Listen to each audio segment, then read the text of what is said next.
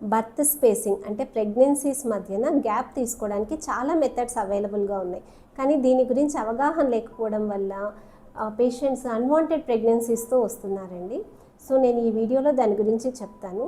Hello everyone, నేను మీ doctor Archana, gynaecologist from Proddatur. Female పార్ట్నర్కు కామన్గా యూస్ చేసేవి ఏమంటే, ఫస్ట్ థింగ్ అయితే ఓసీ పిల్స్ అండి, అంటే టాబ్లెట్స్ అంటాము. ఇవి రోజు వేసుకోవాల్సి ఉంటుంది, రెగ్యులర్గా వేసుకోవాలి. అలా వేసుకున్నప్పుడు మాత్రమే అవి పనిచేస్తాయి, కానీ కరెక్ట్గా వేసుకుంటే ఇవి వెరీ ఎఫెక్టివ్ అండి.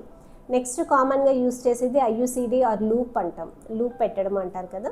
ఇది ఒకసారి పెట్టుకుంటే ఒక 3 to 5 years దాని డ్యూరేషన్ను బట్టి అది పనిచేస్తుంది.